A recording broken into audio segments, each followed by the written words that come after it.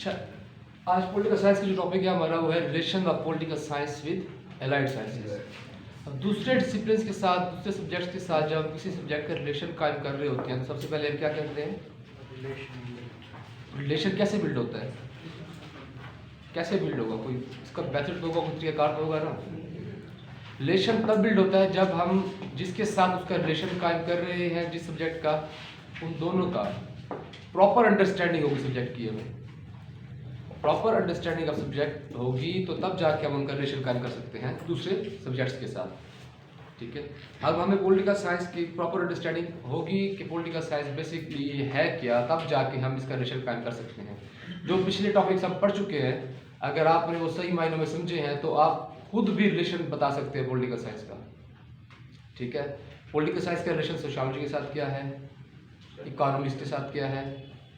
ठीक है, political science का रिलेशन एथिक्स के साथ क्या है, साइकोलॉजी के साथ क्या है। ठीक है, पॉलिटिकल साइंस का रिलेशन ज्यूरिस्प्रूडेंस के साथ क्या है। ठीक है, पॉलिटिकल साइंस के बारे में हमने क्या पढ़ा था, किस चीज़ की बारे में स्टडी करती है ये? हाँ, पॉलिटिकल सिस्टम में क्या होता है? State, government, institutions. ठीक है, तो जब इनको स्टडी करेंगे, स्टेट कैसे कायम हुई, स्टेट कैसे बनी। ठीक है, पॉपुलेशन जरूरी है उसके लिए, एक ज्योग्राफिकल एरिया, ठीक है, टेरिटोरियल बाउंड्रीज होंगी उसकी। तो ये चीज़ें जब हम स्टडी कर रहे होते हैं, इनसे हम जब देखते हैं तो हम सोशियोलॉजी की तरफ आ जाते हैं। पॉलिटिकल साइंस के साथ रिलेशन क्या है इसका, तो सोशियोलॉजी को इसीलिए मदर ऑफ पॉलिटिकल साइंस कहा जाता है। सोशियोलॉजी पॉलिटिकल साइंस जो पिछली सोसाइटीज थी हमारी, ठीक है, जो पिछले हमारे मतलब पास्ट एरा जो हमारा गुजरा है, मेडिवल एरा, और उससे पहले नोमैडिक एराज वगैरह में, ट्राइबल एरिया सिस्टम में, उसमें जो सिस्टम था वो पॉलिटिकल साइंस बाद में डेवलप हुई, सोसाइटी पहले डेवलप होती है। ऐसे ही है ना, सोसाइटी डेवलप होगी तो उसके जो अफेयर्स होंगे वो रन होंगे। तो क्या है, अब पॉलिटिकल साइंस को जब हम स्टडी कर रहे होते हैं तो साथ साथ जब हम पॉलिटिकल साइंस पढ़ेंगे, जाहिर बात है हम पॉलिटिकल इकोनॉमी भी पढ़ेंगे, तो पॉलिटिकल साइंस का रिलेशन हम इकोनॉमिक्स के साथ भी करेंगे। ठीक है, अच्छा, अब हम करते क्या है, उसमें दूसरी चीज टॉपिक हम क्या देखते हैं कि जो सब्जेक्ट हम पढ़ रहे हैं पॉलिटिकल साइंस अगर हम स्टडी कर रहे हैं तो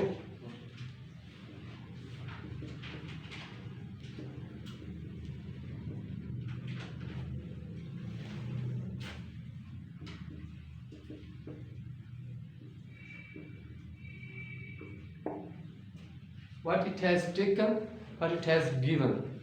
ठीक है, इसने क्या टेक किया जिसके साथ हम रिलेशन कायम कर रहे हैं। फर्ज करें हम रिलेशन कायम कर रहे हैं इकोनॉमिक्स के साथ। ठीक है, तो इकोनॉमिक्स से इसने क्या टेक किया और उसको क्या दिया। ठीक है, जब हम इनको रिलेट कर रहे होते हैं तो हम रिलेशन बता रहे होते हैं दोनों का। ये पॉइंट है रिलेशन कायम करने के लिए सबसे पहले जो हम देखते हैं। अच्छा, अब हम स्टडी क्या करते हैं इसमें, जो कि कोई भी चीज़ है सोशियोलॉजी के साथ अगर हम इसका रिलेशन कायम करें तो सोशियोलॉजी में हम क्या करते हैं? सबसे पहले स्टडी ऑफ सोसाइटी करते हैं। स्टडी ऑफ सोसाइटी में क्या करते हैं? और ह्यूमन बीइंग क्या है बताते खुद देख। ह्यूमन बीइंग को जब स्टडी कर रहे होते हैं तो एक्चुअली हम क्या स्टडी कर रहे होते हैं? एग्जैक्टली, और एटीट्यूड, आइडियाज, इंस्टीट्यूशंस। ठीक है, ये सब चीजें हम स्टडी करते हैं। क्या कह रहे हैं? बिल्कुल, ठीक है। तो सोशियोलॉजी में हम जब ये चीजें स्टडी करते हैं, पढ़ते हैं, तो ऑटोमेटिकली इनका रिलेशन जो है पॉलिटिकल साइंस के साथ भी होता है। पॉलिटिकल साइंस की जितनी भी थ्योरी है, जितने भी आइडियाज हैं, जितने भी उनकी आइडियोलॉजी है, उनके पीछे क्या होती हैं? एटीट्यूड होता है, आइडियाज होते हैं, थॉट्स होती हैं, तब जाके एक नजरिया बनता है, आइडियोलॉजी बनती है। अच्छा, अब अगर इसका हम रिलेशन जिस तरह हम पॉलिटिकल साइंस का सोशियोलॉजी के साथ डिस्कस कर रहे हैं, तो सोशियोलॉजी के बारे में हमने पढ़ा है कि सोशियोलॉजी क्या है? Mother of all social sciences. Society ही आपकी जो है, उसी में सोसाइटी डेवलप होती है तो आपके उसमें पॉलिटिकल अफेयर्स चल रहे होते हैं, इकोनॉमिक अफेयर्स चल रहे होते हैं, आपके एथिक्स होती है, मॉरलिटीज़ होते हैं, नॉर्म्स होते हैं। ठीक है, तो इसीलिए अब ये सारी चीज़ें सोशियोलॉजी में आ गई हैं। इसको इसलिए mother of all social sciences कहा जाता है। जो लोग नहीं थे उनके लिए बता रहा हूँ, पहले ये बता चुका हूँ वैसे मैं ये। ठीक है, अच्छा जी, किससे डील करती है सोशियोलॉजी? सोसाइटी के साथ, उसके डेवलपमेंट के साथ, उसके स्ट्रक्चर के साथ, उसके आइडियाज़ के साथ, उसके कॉन्स्टिट्यूशन के साथ, उसकी जो एक फार्मूलेशन है सोसाइटी की, ठीक है, उसके पीछे कौन से कैलकुलेटिंग फैक्टर्स थे, कौन से हिस्टोरिकल सोशल इवेंट्स थे जिसकी वजह से सोसाइटी डेवलप हुई, ठीक है, कौन सी ऐसी चीज़ें जो मूड ऑफ लाइफ के हैं उनके, ये सब चीज़ें सोसाइटी में हम स्टडी करते हैं सोशियोलॉजी में, ठीक है। अब पॉलिटिकल साइंस में हम क्या करते हैं? पॉलिटिक्स के बारे में पॉलिटिकल साइंस में हम एक स्पेशलाइजेशन है, ये सोशियोलॉजी क्या है? जनरलाइज सब्जेक्ट है, उसमें हम सब चीज़ों को देख के चलते हैं। पॉलिटिकल साइंस में हम स्पेसिफाई करते हैं टॉपिक को, पॉलिटिक्स को। लेकिन जब हम पॉलिटिक्स को स्टडी कर रहे होते हैं तो उसमें हम देखते हैं कि इसके पीछे कौन से socio economic cultural factors car फरमा है जिन्होंने उस पॉलिटिकल आइडिया को या उस पॉलिटिकल सेटलमेंट को या उस पॉलिटिकल डेवलपमेंट में क्या किरदार अदा किया। समझ रहे हैं? जो चीज़ें नहीं है मैं कह रहा हूँ वो नोट करते जाए, मुझे लिखने में थोड़ा मुश्किल होगी क्योंकि ज़रा है टाइम कम होता है हमारे पास, ठीक है। अच्छा, अब जो पहले मैंने बात की थी वो कहते हैं स्टेट को अगर हम स्टडी करें अर्ली स्टेजेस में तो स्टेट क्या थी? एक सोशल एंटिटी थी, रादर पॉलिटिकल एंटिटी। पहले वो सोशल एंटिटी थी। सोशल एंटिटी जब थी क्योंकि सोसाइटी डेवलप हुई तो स्टेट बनी ना, तब जाके जब वो स्टेट बनी सोशल एंटिटी थी, उसमें पॉलिटिकल अफेयर्स रन करना शुरू हुए, तब जाके पॉलिटिकल एंटिटी भी बन गई। समझ रहे हैं? अच्छा, अब सोशियोलॉजी को जब हम पढ़ते हैं या पॉलिटिकल साइंस को जब हम पढ़ते हैं तो इसमें एक थेरिस्ट है गिडिंग, ओपन करते हैं, वो कहते हैं कि to teach this theory of state to men who have not learn the first principle of sociology. क्या कह रहे हैं वो? To teach the theory of state. अब स्टेट का जो हम को स्टडी कर रहे होते हैं तो हम क्या कर रहे हैं? पॉलिटिकल साइंस को स्टडी कर रहे हैं, ऐसा है ना। वो कह रहे हैं किसी को अगर आपने स्टेट की थ्योरी समझा रहे हैं जिसने सोशियोलॉजी का, जिसको कुछ भी नहीं पता, ठीक है, एक प्रिंसिपल भी सोशियोलॉजी का उसको नहीं मालूम, तो वो क्या कर रहे हैं? Like a teaching astronomy and thermodynamics to a man who have not learn Newton's law of motion. ठीक है, कि स्टेट के बारे में जब आप किसी को समझा रहे होते हैं, उसके प्रिंसिपल्स के बारे में, उसकी थ्योरी के बारे में समझा रहे हैं, उस शख्स को समझा रहे हैं, उस इंडिविजुअल को आप समझा रहे हैं जिसने सोशियोलॉजी का एक प्रिंसिपल भी नहीं जानता, जिसने नहीं पढ़ा हुआ, तो ये ऐसा है जैसे आप किसी ऐसे इंसान को थर्मोडायनामिक्स समझा रहे हैं, एस्ट्रोनॉमी समझा रहे हैं जो कि न्यूटन लॉ ऑफ मोशन भी नहीं जानता। ठीक है, आम अल्फाज में हम कहते हैं कि तुम अली बे नहीं जानते, तुम पहले ऊपर चले गए हो। ठीक है, तो किसी चीज की जब बेस आपके पास नहीं होगी, फाउंडेशन नहीं होगी, तो तब आप क्या करेंगे? एक बच्चा है, ठीक है, उसकी आपने प्राइमरी स्कूल में नहीं गया, मिडिल में नहीं गया, घर में करते रहे जो कुछ हुआ उसके साथ, पढ़ाते रहे घर में, क्या आप उसको 10th में बिठा देंगे? वो समझ पाएगा वो चीज़ें जो 10th की क्लास में है? ठीक है, एक का जो बैकग्राउंड है वो आर्ट्स का है, मैट्रिक तक उसने आर्ट्स पढ़ी, फिर आप उसको FSC करा दें, क्या वो चीज़ें समझ जाएगा? साइंस की, नेचुरल साइंस की, फिजिक्स के विषय समझ लेगा वो? तो वही चीज़ बता रहा है कि स्टेट के बारे में जब स्टडी करते हैं, किसी को समझा रहे हैं, तो उसके लिए लाजमी है सोसाइटी को जानना। जब तक आप सोसाइटी को नहीं जानेंगे तब तक आप स्टेट के जो प्रिंसिपल्स हैं वो किस तरह रन करती है उसको स्टडी नहीं कर सकते। तो इससे क्या नतीजा अखज़ करते हैं हम? Political scientist must be a sociologist and sociologist ought to be a political scientist। ठीक है, पॉलिटिकल साइंटिस्ट जो है उसका सोशियोलॉजिस्ट होना लाजमी है। ठीक है, अब सोशल साइंसेस को वो पढ़ा हुआ होगा, उसमें उसको जानता होगा सोसाइटी के बारे में, तब जाके पॉलिटिकल आइडियाज को स्टडी कर सकता है। ठीक है, उसकी ट्रू स्पिरिट में। और सोशियोलॉजिस्ट जो है अगर वो पॉलिटिकल साइंस के बारे में कुछ स्टडी कंडक्ट कर रहे हैं तो सोशियोलॉजिस्ट को क्या होना चाहिए? He ought to be a political scientist. अच्छा, इसमें अगर हम देखें कि हम ऐसा क्यों कह रहे हैं, पॉलिटिकल पार्टीज को हम स्टडी करते हैं। ठीक है,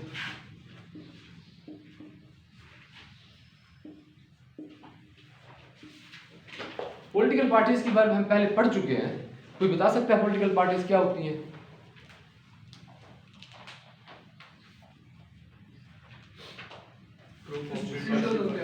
अच्छा जी, और Group of people who support a certain agenda. Good, और पार्टिसिपेट करें ना, क्योंकि एक आइडियोलॉजी होती है हर पार्टी की अपनी सर। ठीक है। अच्छा, अब मैंने शुरू में 2-3 लेक्चर में बार बार कहता रहा हूँ आपसे, जब हम किसी चीज़ को स्टडी कर रहे होते हैं तो सबसे पहले हम क्या करते हैं? हाउ, व्हाट, हिस्ट्री रीड करते हैं। व्हेन, भाई उसका वजूद कैसे हुआ, ठीक है। अगर एक स्पेसिफिक पॉलिटिकल पार्टी को आप स्टडी कर रहे हैं, सबसे पहले क्या करते हैं? ये है मार्कर, अब इसको स्टडी करना है हमने। अब ऊपर से देखें तो एक वाइट है, ब्लैक सी कैप है, ये ब्लैक इसकी इंक होती है। अब भाई ये बना कैसे, ये किस चीज़ का बना, कैसे बना, ठीक है, इसकी फॉर्मुलेशन कहाँ पे हुई, इस तरह है ना, ये हम स्टडी कंडक्ट कर रहे हैं इसके बारे में। अच्छा, अब पॉलिटिकल पार्टीज के बारे में हम ये पढ़ते हैं कि पॉलिटिकल पार्टीज जो हैं ये बनी कैसे, उनके पीछे आइडियाज क्या थे, थॉट्स क्या थी, ठीक है, आइडियोलॉजी क्या थी उसकी, किस आइडियोलॉजी बेस करते हुए पॉलिटिकल पार्टी जो है वो इमर्ज हुई। अब जब हम ये स्टडी कर रहे होते हैं तो साथ फिर हम क्या करते हैं, ऑटोमेटिकली हम चाहें या ना चाहें सोशल फैक्टर्स को हम स्टडी करना पड़ता है हमें, कि कौन से सोशल फैक्टर्स थे जिन्होंने मजबूर किया कार्ल मार्क्स को कि एक थ्योरी दे, ठीक है।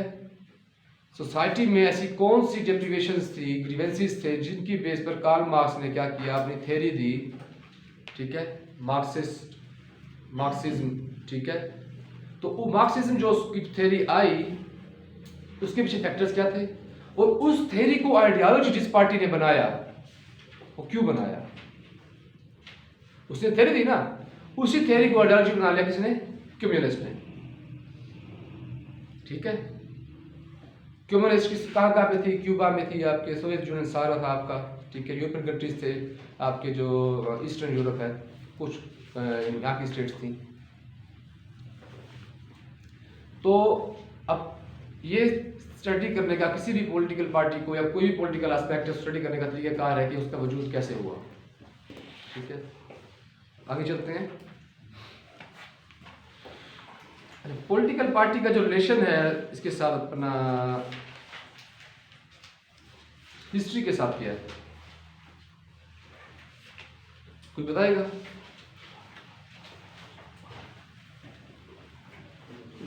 Relation of political science with history.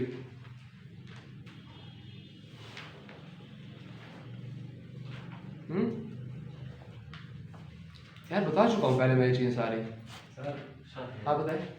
Sir, जब हम हिस्ट्री स्टडी करते हैं तो हम किसी भी नेशन की हिस्ट्री पढ़ते हैं कि उसके बैक में मतलब वो किस तरह थी, तब जाके हम पॉलिटिकल साइंस में उस चीज़, अगर वो कोई फ्लॉ है तो उसको करेक्ट करते हैं, अगर वो कोई अच्छी चीज़ हम हिस्ट्री से लेते हैं तो उसको मतलब आगे बढ़ाते हैं। तो पॉलिटिकल साइंस में हिस्ट्री का बहुत ज़्यादा रोल है। जब तक हम किसी को जाने नहीं सुनते, गवर्नमेंट बनाना या उस कंट्री को रन करना कैसे पॉसिबल है। ठीक है, सर ये ग्रीक की वजह से ये पॉलिटिकल साइंस हुई है। जब हिस्ट्री ग्रीक की रीड की है, पढ़ा है, तो फिर पता लगा कि उनके वहाँ पर एक सिस्टम था इसका पॉलिटिकल साइंस। अच्छा, जब आप बिल्कुल सही कह रहे हैं, लेकिन जब हम सब्जेक्ट्स का रिलेशन कायम कर रहे हैं हिस्ट्री के साथ, तो हमने बताने हैं हिस्टोरिकल जो इवेंट्स है आपके पास्ट के, ठीक है, हिस्टोरिकल इवेंट्स जो हैं उनका क्या इफेक्ट पड़े आपकी उस वक्त का जो स्फीयर ऑफ इन्फ्लुएंस था पॉलिटिक्स का, उसके ऊपर, उस सोसाइटी के ऊपर। इसका देख लेते हैं, जैसे ये था मुगल बादशाह अकबर, इसने अपना वो किया था। अच्छा, अब हम अगर हम इसको पीछे चले जाए, थोड़ा पास में चले जाए, ठीक है, आप चले जाए जो आपकी सलेब डायनेस्टी है, दिल्ली सल्तनत, उससे पीछे चले जाए, तो जब यहाँ पे जो एक राजपूत से हिंदूस थे उनकी हुकूमत थी, तो कौन सी फैक्टर्स थे कि मुसलमान जब यहाँ पे हमलावर हुए उनको कामयाबी हुई। अब हम स्टडी कर रहे हैं कि मुसलमानों की हुकूमत कैसे कायम हुई। ठीक है, हिस्ट्री भी है, अब पॉलिटिकल साइंस भी है ये कि हिंदुस्तान की पॉलिटिक्स में, इंडिया की पॉलिटिक्स में उस वक्त वो कैसे ऐसे लूप होल्स थे जिनका फ़ायदा उठाते हुए मुसलमानों ने क्या किया, यहाँ पे हमलावर हुए तो उनको फतह हुई और यहाँ की पॉलिटिक्स में वो एक अहम रोल प्ले करने लगे, हालांकि रूल करने लगे। अब वहाँ के सोशल फैक्टर्स को देखा जाता है, वहाँ के हिस्टोरिकल बैकग्राउंड को देखा जाता है, हिस्टोरिकल इवेंट्स जो चल रहे थे उस वक्त वहाँ पे, ठीक है, उसको स्टडी किया जाता है। तो जब हम स्टडी करते हैं तो पता चलता है उस वक्त जो थे ये जो उनके पॉलिटिकल अफेयर्स थे और सोशल फैब्रिक जो उनका था वो डिस्टॉर्ट हो चुका था। उस वक्त के जो राजाज थे वो आपस में लड़ते थे, एक दूसरे पर हमला होते थे, हत्ता कि एक दूसरे से लड़ के उन्होंने क्या किया था, अपनी एक दूसरे की स्टेट्स को वीक कर दिया था, जो उनकी एक स्ट्रेंथ थी वो कमज़ोर हो गई थी, ठीक है ना। तो जब शहाबुद्दीन गौरी हमलावर हुआ पृथ्वीराज चौहान के साथ, ठीक है, पहले तो शिकस्त हुई, फिर जब हमलावर हुआ तो जीत गया। पृथ्वीराज चौहान की हेल्प करने और राजपूत क्यों ना आए, और स्टेट के जो राजाज थे वो नहीं आए, उन्होंने कहा पृथ्वी जाने और ही जाने, क्योंकि आपस में क्या थी, एनिमोसिटी, ठीक है, दुश्मनी थी। तो इस चीज का देखते हुए क्या किया, अब मुसलमान क्यों जीत गए, यूनिटी थी, यूनिटी ऑफ फेथ, ठीक है। इस चीज को बेस बनाते हुए जब मुसलमानों ने हमला किया तो मुसलमान फतह करते गए, तो मुसलमान की हुकूमत कायम होती गई। अब दिल्ली सल्तनत कायम हो गई। दिल्ली सल्तनत के बाद फिर मुगल डायनेस्टी कैसे आई, उसके पीछे भी वही जो एक अपना कुदरत का कानून कार फरमा है कि जो काम करेगा, ये असूल है दुनिया का, जो मेहनत करेगा, जो काम करेगा उसके लिए, जो नहीं करेगा, एक रेस चल रही है, एक रेस में जो भाग रहा है वो सर्वाइव करेगा, जो रुक गया कुचला जाएगा, ठीक है। तो जब दिल्ली सल्तनत थी, लोधीस थे, लोधीस के जो रिलेशन थे आपस के वो भी खत्म थे, अच्छे नहीं थे, सोशल फैब्रिक डिस्टॉर्ट हो चुका था, कोई यूनिटी थी नहीं। तो उसका फ़ायदा मुगल्स ने उठाया, हमला किया, सिर्फ चंद हज़ार सिपाहियों के साथ बाबर ने तो फतह कर लिया दिल्ली को। अब हिस्टोरिकल ये सारी चीज़ें जो क्या है, ये हिस्टोरिकल इवेंट्स हैं। अब हिस्टोरिकल इवेंट्स ने जब ये हुए तो उन्होंने हिंदुस्तान की, इंडिया की पॉलिटिक्स पे एक अहम किरदार अदा किया कि दिल्ली के बाद मुगल्स आ गए, स्लेव डायनेस्टी के बाद, लोधीस के बाद, ठीक है।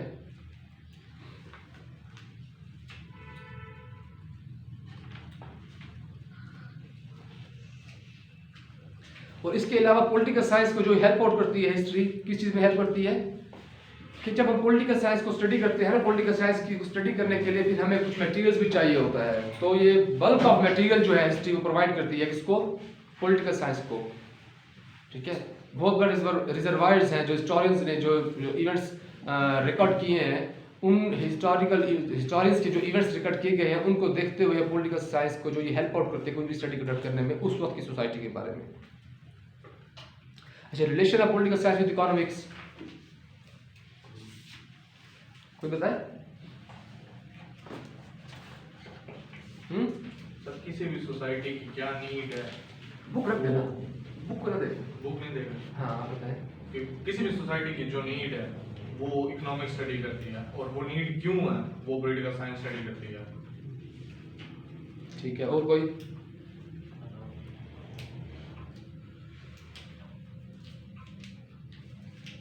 इकोनॉमिक्स से रिलेटेड है कि पहले हमने क्या गलतियां की थी और अब क्या उसको ठीक कर सकते हैं, किस तरह हमारा। और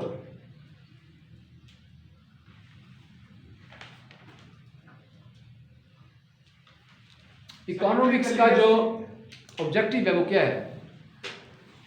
मैशत की बेहतरी, माशियत की बेहतरी। और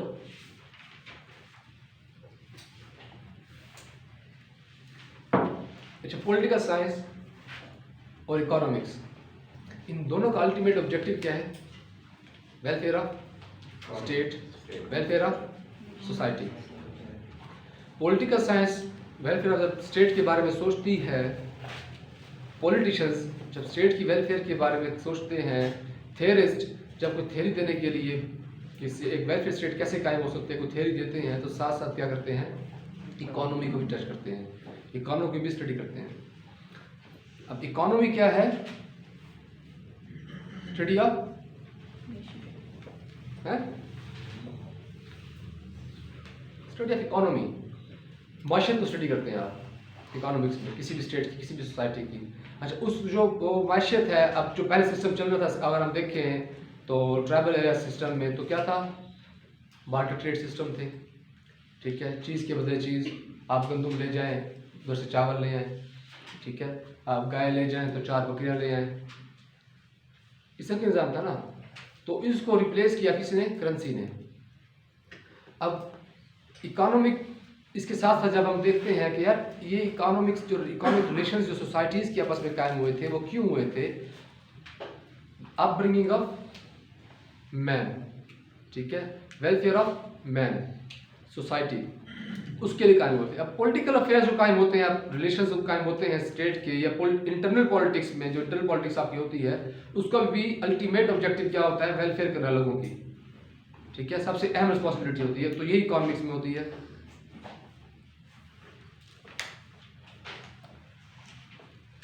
अच्छा, स्टेट का जो बेसिक पर्पस है वो क्या है,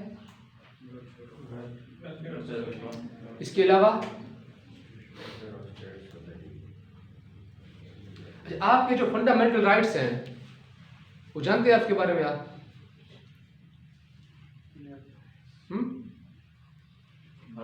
देखिए यार, आपका सबसे पहला क्या है, आज़ादी से रहना, अपने मज़हब को मुताबिक, और और फ्रीडम ऑफ एक्सप्रेशन होगा, फ्रीडम ऑफ स्पीच होगा, इक्वल अपॉर्चुनिटीज़ होंगी, आपके जो बेसिक नेसेसिटीज़ हैं, ठीक है, वो आपको स्टेट आपके घर तक पहुंचाएगी, आपको सहूलियात मैसर करेगी, आपकी वो हेल्थ से हो, आपकी वो एजुकेशन से रिलेटेड हो, ठीक है, ये आपकी क्या है, फंडामेंटल राइट्स में है आपकी एजुकेशन, हेल्थ, ठीक है, इक्वल अपॉर्चुनिटीज़, ठीक है, जॉब के लिए। तो ऐसा माहौल क्रिएट करेगी कि जिससे लोगों का जो है इस्तेसाल ना हो, माशी इस्तेसाल ना हो, एक अच्छा इन्वायरमेंट इमर्ज हो ताकि लोग उसका पूरा फ़ायदा उठा सकें, ठीक है। तो ये सारी चीज़ें जो आपके हैं फंडामेंटल राइट्स हैं, स्टेट का पर्पस है। अब इकोनॉमिक स्टेट क्या होती है, पॉलिटिकल एंटिटी है ना, पॉलिटिकल एंटिटी। तो स्टेट क्या है, नहीं आप लोग सो तो नहीं रहे, नहीं जब आप लोग सो रहे होते हैं मुझे महसूस हो जाता है कि आप लोग सो रहे हैं, मैं मतलब किससे बातें कर रहा हूँ, हैं? तो स्टेट क्या है, स्टेट क्या है, पॉलिटिकल एंटिटी है। तो पॉलिटिकल एंटिटी को जब हम स्टडी कर रहे होते हैं, पॉलिटिकल एंटिटी का बेसिक पर्पस इकोनॉमिक का जो है वेलफेयर है स्टेट की या लोगों की, सोसाइटी की, तो इकोनॉमिक्स का भी यही मकसद है। तो जो पॉलिटिक्स है, जो पॉलिटिशियंस हैं, जो पॉलिटिकल साइंटिस्ट हैं, जब इकोनॉमी को स्टडी करते हैं तो उसको क्या नाम देते हैं, इंटरनेशनल पॉलिटिकल इकोनॉमी। जोर से बोला करो ना, ठीक है, political economy, international political economy, ठीक है, ये एक सब्जेक्ट है, स्टडी करते हैं इसको। अच्छा, अब अगर हम ये देखें कि अगर हम अपने थोड़ी सी स्टडी करें पाकिस्तान के बारे में, मुशर्रफ एरा में अगर आप आ जाएं, मुशर्रफ के दौर में आ जाएं, तो जब 9/11 हुआ था उसके बाद क्या हुआ, उसके हमारी सोसाइटी पर क्या असरात हुए बता सकते हैं? दहशतगर्दी बहुत ज़्यादा हो गई सर, हाँ? दहशतगर्दी बहुत ज़्यादा हो गई, और इंटरनेशनल कंपनियां थी वो भी बंद हो गई। और सही कह रहे हैं सारे, आप सही कह रहे हैं। इन सब चीज़ों ने क्या किया, दहशतगर्दी ने, इस्लामोफोबिया ने, और कुछ किसी ने कुछ बताया था, इंटरनेशनल बिजनेस जो थे वो भी बंद हो गए। ये हो ना बात। इन सब चीज़ों ने क्या इफेक्ट किया आपकी इकोनॉमी को। अब इकोनॉमिक अफेयर्स जो हैं वो किससे कंडीशन है, ट्रेड, इकोनॉमिक अफेयर्स किससे कंडीशन है, आपकी पॉलिटिकल स्टेबिलिटी से कंडीशन है। पॉलिटिकल स्टेबिलिटी होगी तो फॉरेन डायरेक्ट इन्वेस्टमेंट आएगी, ठीक है, आपकी इकोनॉमिक एक्टिविटीज जो है वो होंगी, ठीक है, फिर तब जाके ट्रेड होगी, ठीक है, तिजारत होगी। अब ये क्या हुआ, पॉलिटिकल स्टेबिलिटी जो है वो गारंटी करती है इकोनॉमिक अपब्रिंगिंग के लिए, इकोनॉमिक प्रोग्रेस के लिए, किसी भी कंट्री की इकोनॉमिक प्रोग्रेस के लिए पॉलिटिकल स्टेबिलिटी का होना लाजमी है। आप लोग सुनते रहे होंगे खबरों में, ये वही चीज़ें हैं, पहले ये चीज़ें डिस्कस होती थी, आजकल तो इन चीज़ों पे जो मीडिया पे डिस्कस बहुत कम किया जा रहा है ना।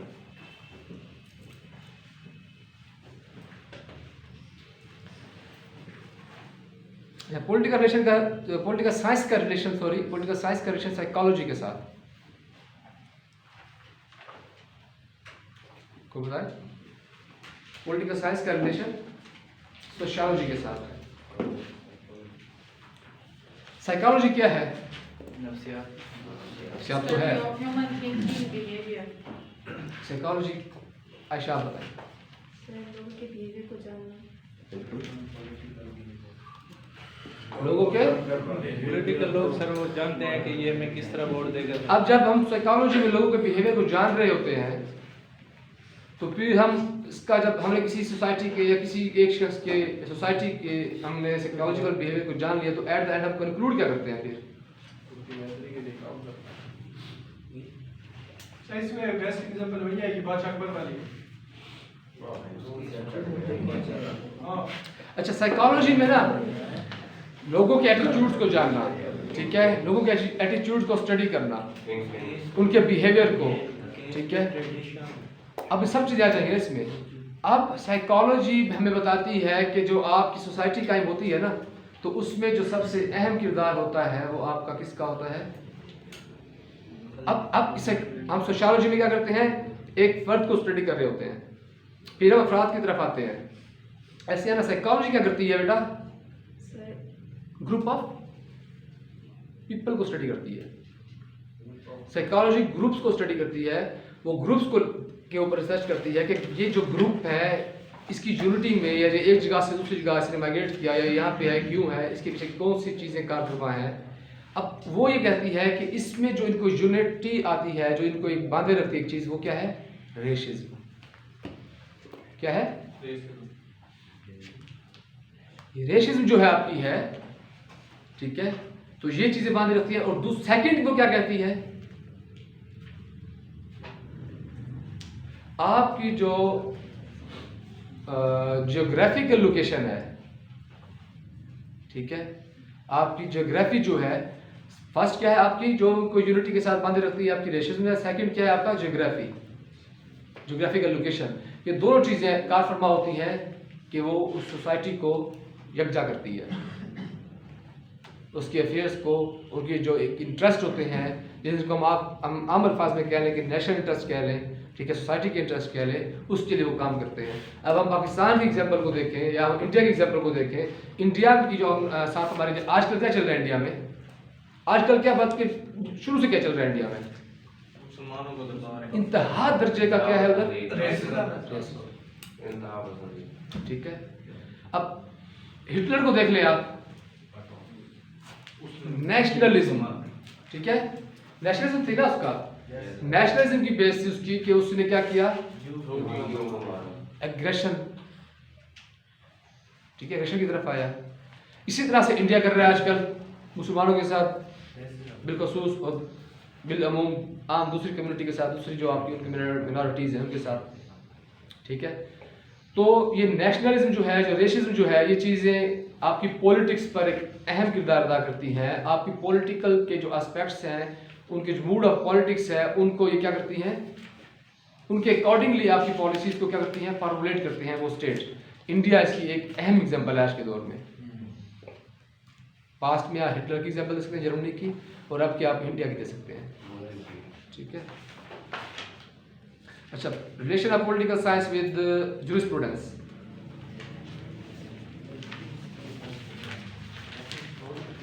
किसी भी मुल्क के जो लॉज हैं वो कैसे फॉर्मुलेट होते हैं, क्यों होते हैं, वजह क्या होती है, ये हम तकरीबन रोज ही पढ़ते हैं, चीज़ें टच करते हैं इनको। हाँ, अपना साइका बेटा आप बताएं।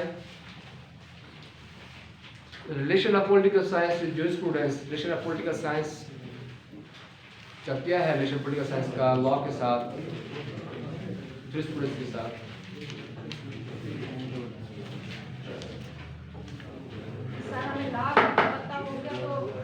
एक मिनट बेटा। हाँ, हम लॉ के बारे में जानेंगे तो हम अपनी कोई पार्टी बनाएंगे, फिर हम उस लॉ के मुताबिक चलाएंगे। ठीक है, वेरी गुड। अच्छा, आप एक चीज़ बताऊँ आपको, अभी इनका फोकस क्या था कल? इन्होंने क्या बनना है? सियासतदान। पॉलिटिशियन। देखो ना, अब जो आपकी थॉट्स होती है ना, वो आपको चला रही होती है। अब इनका ऑब्जेक्टिव है पॉलिटिशियन बनना, तो ये पॉलिटिकल पार्टी की जो इन्होंने एग्जांपल दे दी अपनी, ऐसे है ना,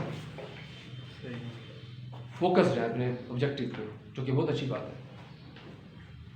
और कोई? यार मैंने एक कहा था आपसे, जब हमने पहले भी स्टडी किया था इसको, कि पॉलिटिकल साइंस में जब हम किसी का रिलेशन कायम कर रहे हैं सब्जेक्ट के साथ, तो उस सोसाइटी को जब हम स्टडी करते हैं तो सोसाइटी के लिए हम रूल्स एंड रेगुलेशंस बनाते हैं। तो रूल्स एंड रेगुलेशंस जो है वो कब कायम होते हैं, क्यों बनते हैं? मैंने पहले कहा था वाई, हाउ, जब कोई मसले पेश आते हैं, जरूरत वो मैंने हैरासमेंट का लॉ बना, क्यों बना? क्योंकि सर वाकया हुआ था। नहीं, उस सोसाइटी के लिए ऐसी चीजें हैं, उस सोसाइटी में ये कर्स जो है, सोशल इवल्स जो है प्रिवेल करती हैं, उन कर्सेस को काउंटर करने के लिए, रेडिकेट करने के लिए क्या करते हैं हम? लॉ बनाते हैं, जो क्या करते हैं? डेट्रेस कायम करते हैं। इस्लाम में जो चोर के हाथ काटने का हुक्म आया, तो क्यों आया? वेलफेयर स्टेट तब कायम हो सकती है, स्टेट क्या है? पॉलिटिकल एंटिटी है। पॉलिटिकल एंटिटी स्टेट तब वेलफेयर हो सकती है, तब उसमें सुकून, पीस, अमन आ सकता है, तब वो प्रोग्रेस कर सकती है, जब उसमें एक स्ट्रिक्ट लॉज और रेगुलेशंस होंगे जो उस स्टेट को, उस सोसाइटी को रन कर रहे होंगे। समझ रहे हैं? समझ आ गई है? Relation of political science with geography, ये मैंने कल या परसों को एग्जांपल दिया आपको, पढ़ने के लिए उनका ज्योग्राफी मैंने कल या परसों को एग्जांपल दिया आपको इसी पे, ज्योग्राफी के ऊपर, ज्योग्राफिकल लोकेशंस के ऊपर मैंने इशारा दे दिया आपको, जियोपॉलिटिक्स।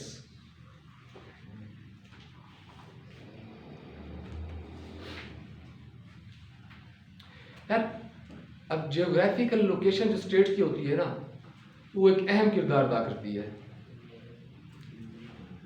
ठीक है, ज्योग्राफिकल लोकेशन जो है वो पॉलिसी फॉर्मुलेशन में एक अहम रोल प्ले करती है।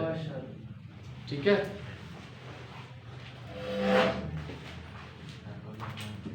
क्या क्या मैंने अभी?